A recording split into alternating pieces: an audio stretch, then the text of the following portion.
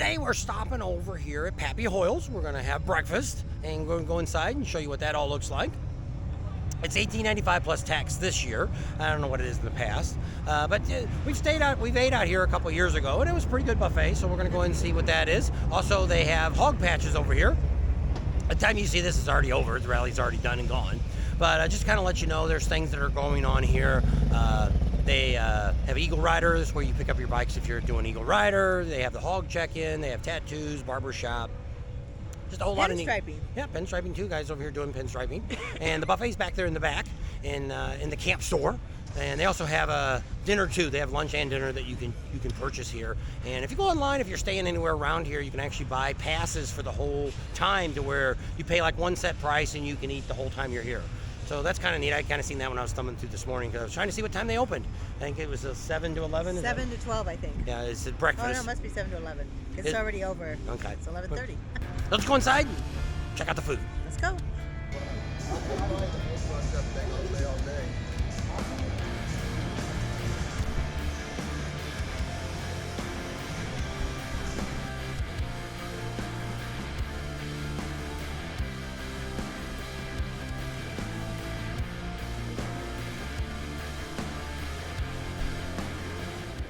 So the food was really good. I was very impressed, even though it's $18.95. It's a little out of my budget range for each of us. But I mean, the drinks came with it, but I mean, all they had was coffee, soda, and water. But I mean, still was included. So that, that saves you $3 or $4 right there. That's Anybody right. would have charged you that anyway. So the food was really good. The hash browns were a little spicy. Somebody put a little much spice in it, more than this batch than probably the last. But they had really thick bacon and it was overall, they had banana bread. It was homemade banana bread. It was really good. So yeah, it was good. Yep. I'd give it a thumbs up. Yep. So next year, put that on your list. Pappy Hoel's for breakfast, and maybe you might even see Jesse from Jackal. This is Friday, so Jesse probably was up late last night, so Yeah. he's probably not even out of bed yet. Probably not. But his wife's sitting there, Penny. Yep. Alrighty, let's go see what else we can find.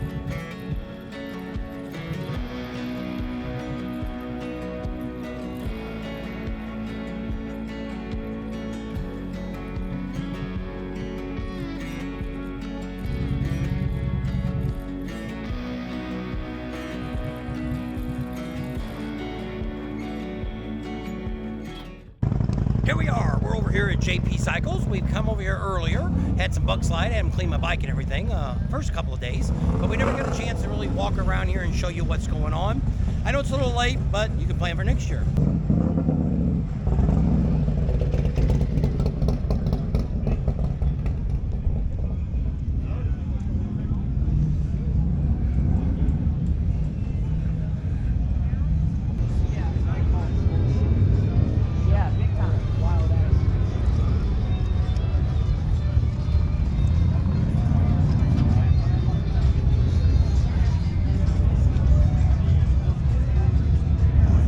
There you go. This is one of the companies. I've never seen them before. Basami. It's one of the companies that Speeds Performance Plus recommends for exhaust.